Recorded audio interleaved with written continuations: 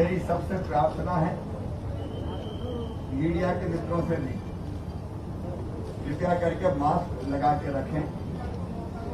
सामने भी मेरे कुछ साथी दिखाई दे रहे हैं, इनके मास्क तो लगाए लेकिन चेहरे पे नहीं लगा, नाक के नीचे या कुछ लोग टूटी पे लगा लेते हैं, वो सही तरीका नहीं है। मंच पर विराजमान हमारे यशस्वी स्वास्थ्य मंत्री आदरणीय डॉक्टर प्रभुराम चौधरी जी, कोरोना के संकट के विकट दौर में जिन्होंने भोपाल की कमान संभाली और जो काम मैंने दिया उसको बहुत तत्परतापूर्वक संपन्न किया। हमारे चिकित्सा शिक्षा मंत्री आदरणीय श्रीमान विश्वास सारंग जी, हमारी यशस्वी सांसद आदरणीय साध्वी प्रज्ञा सिंह जी,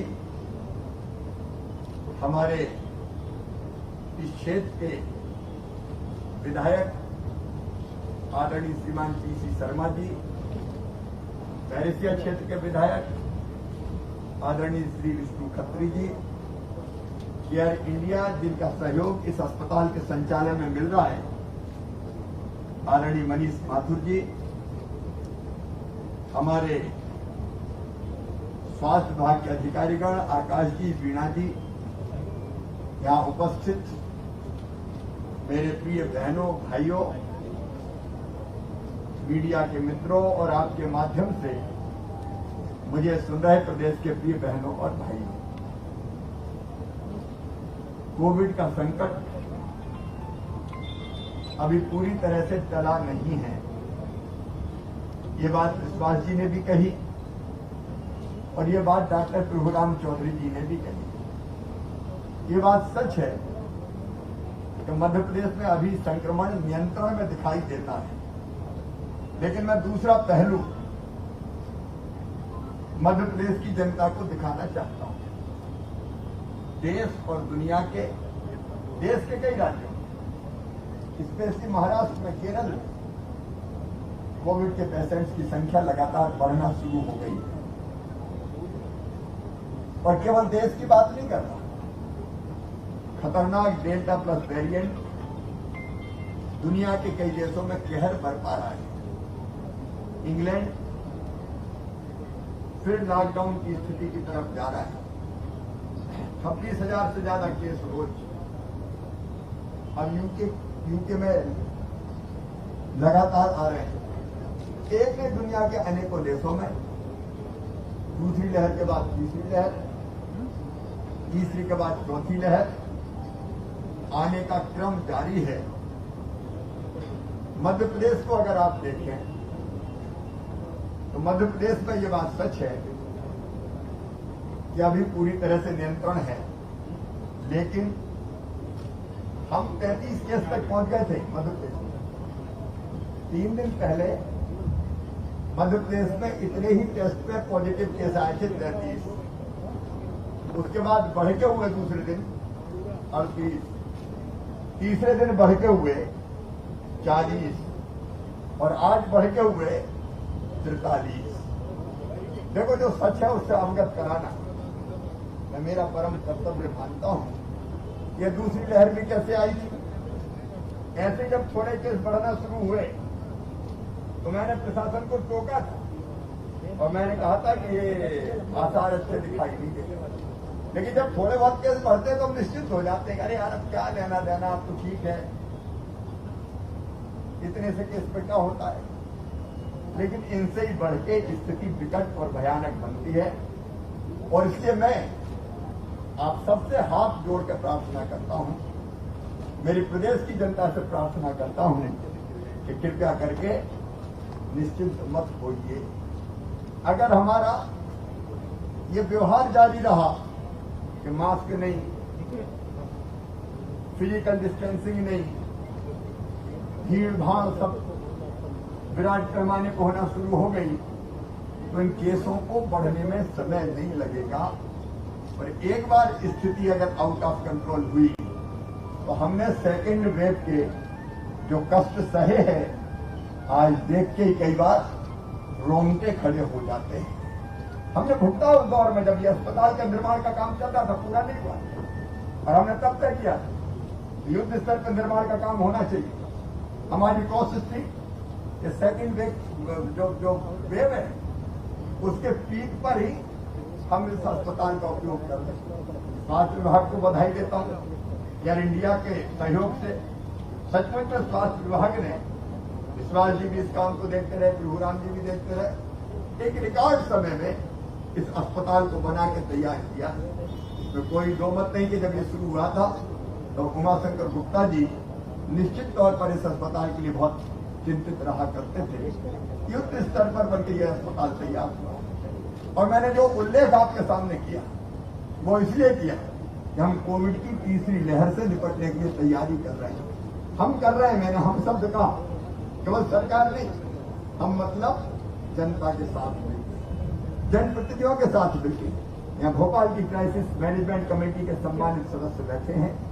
हमने बिना किसी भेदभाव के, बिना दलगत भेद के हमने कोशिश ये की कि कोविड से अगर लड़ना है, सारे हमारे आदरणीय सांसद जी, विधायक मित्रगण, प्रशासन की टीम और सामाजिक कार्यकर्ता मिलकर इस लहर का मुकाबला करेंगे। सबका भरपूर सहयोग मिला और विश्वास जी ने सचमुच में लीड भी बहुत हमसे किया, इसलिए भोपाल में भी नियंत्रण। लेकिन अब तीसरे लहर की तैयारी, और आज जो इस अस्पताल का लोकार्पण हमने किया है वो तीसरी लहर की तैयारी के लिए किया है। अब 200 बिस्तर का ये अस्पताल है जिसमें 50 आईसीयू बेड है हमारे, 150 हमारे ऑक्सीजन बेड है। कोई बेड ऐसा नहीं कि जिसमें ऑक्सीजन ना हो। ऑक्सीजन प्लांट भी यहां लग रहा है, जंबो सिलेंडर्स का इंतजाम हो रहा है, लिक्विड मेडिकल ऑक्सीजन को भंडार करने की व्यवस्था भी यहाँ की जा रही है ताकि भगवान न करे। हमारी कोशिश तो वही होगी जो प्रभुराम ने कह रहे थे, कोशिश हमारी वही होगी कि तीसरी लहर की जो तीव्रता है उसको हम खत्म करके संकट बढ़ने न दें। लेकिन तैयारी हमारी पूरी। कल मैं शहडोल में, कल हमने शहडोल मेडिकल कॉलेज में तीसरी लहर का प्रेजेंटेशन विश्वास जी साथ वो देखा, व्यवस्थाएं देखी। कल मैं इंदौर जाऊंगा, वहां तीसरी लहर की तैयारियां देखूंगा।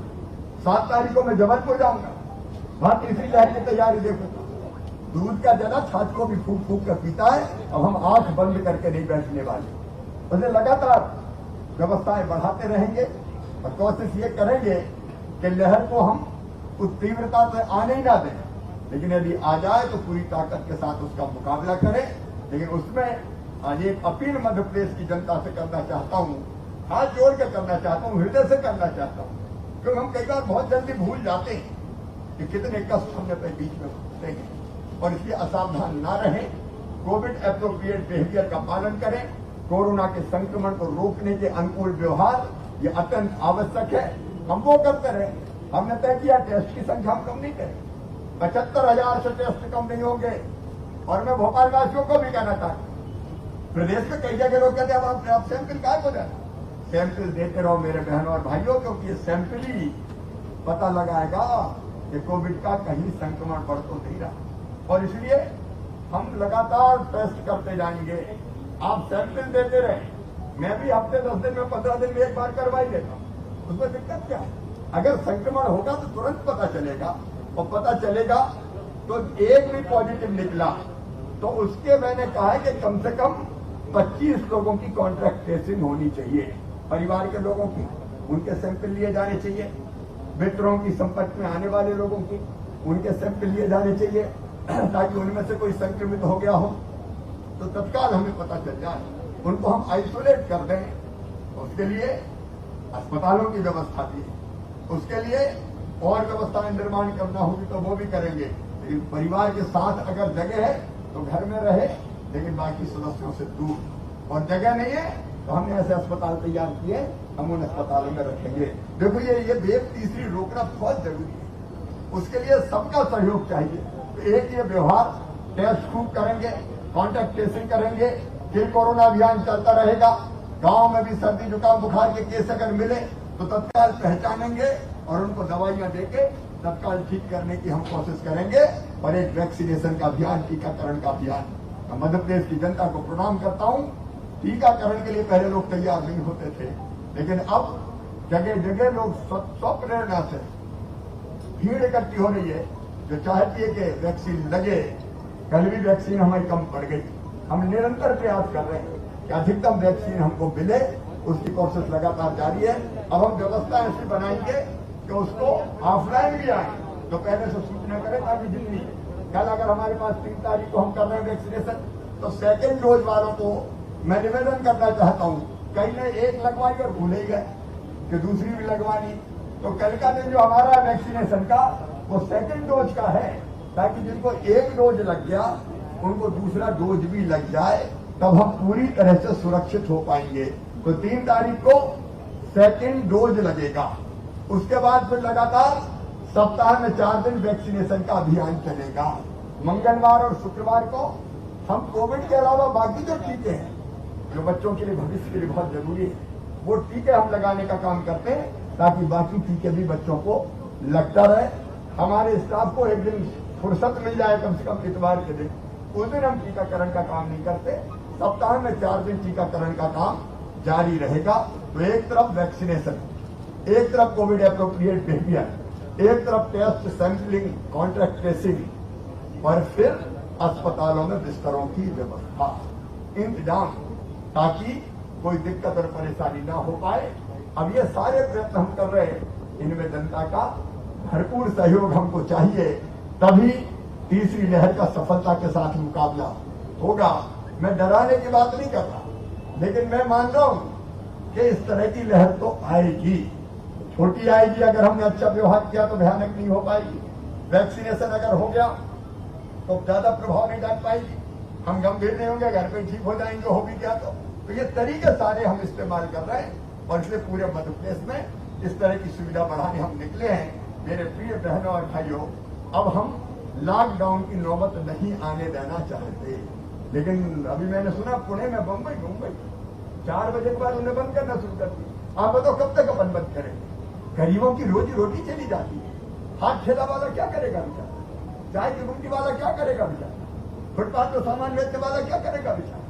कब तक आखिर हम बंद करेंगे?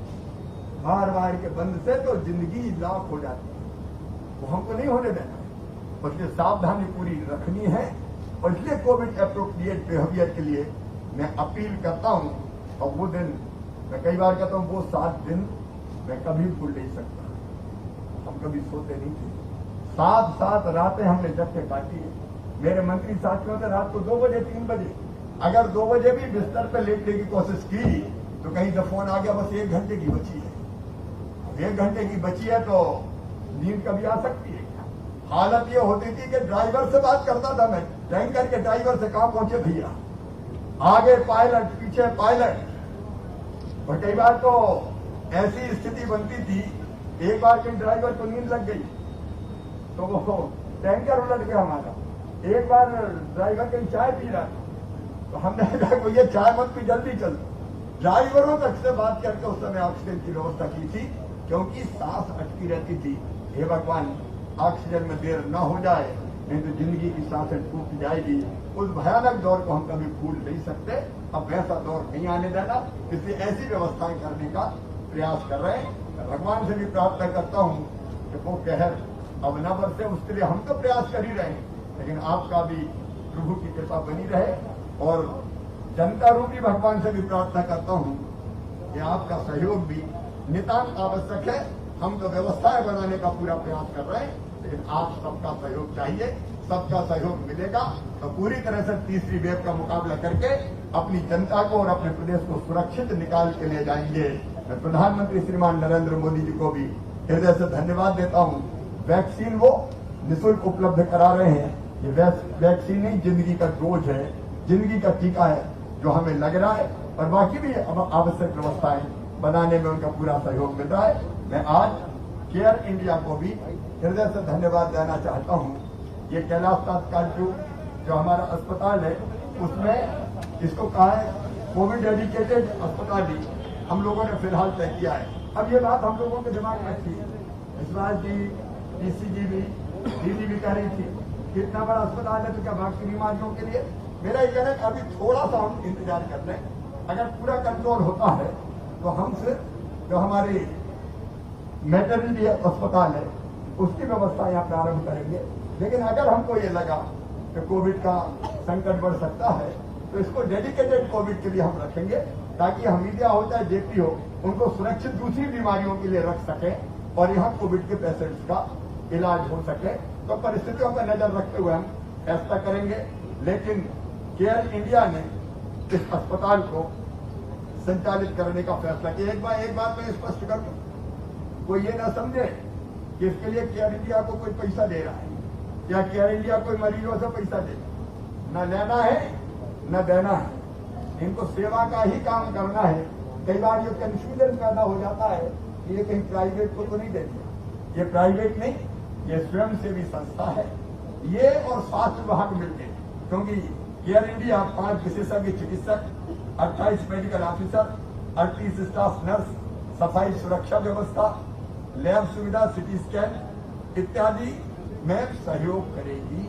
तो कुल मिलाकर सरकार और एक ऐसी संस्था जो अंतर्राष्ट्रीय स्तर पर सेवा के काम में लगी रहती है, वो इस पे इसका संचालन करेगी और पूरी दुनिया में स्वास्थ्य के लिए, महिला बाल विकास के क्षेत्र में भी ये काम करती है। बाढ़ और भूकंप इत्यादि में भी, आपदाओं में भी मानवता की सेवा करने का ये काम करती है और सिर्फ यही काम करेगी। पूरी तरह से निःशुल्क अस्पताल है। सरकार को कोई केयर इंडिया को पैसा लेना देना नहीं है। उनको तो सेवा का काम करना है, उसमें उनके साथ हम काम करने का प्रयास कर रहे हैं। आज ये भगवान करे, आज हम सब प्रार्थना करें कि इस कोविड डेडिकेटेड अस्पताल में ऐसी स्थिति बन जाए कि कोई पेशेंट आए ही नहीं। बस प्रार्थना तो यही है कि इसका उपयोग ना हो मेरे भगवान, इसका उपयोग करने की जरूरत ही नहीं पड़े और बाद में हम दूसरे कामों में इसका उपयोग कर लें। लेकिन सावधानी में ही सुरक्षा है, इसलिए व्यवस्थाएं की है। इस व्यवस्था में सहभागी स्वास्थ्य विभाग, मेडिकल एजुकेशन विभाग, हमारे केयर इंडिया और सभी साथी जिनने दिनों रात परिश्रम करके इसको रिकॉर्ड समय में पूरा किया है, मैं उन सबको हृदय से धन्यवाद देता हूँ। बहुत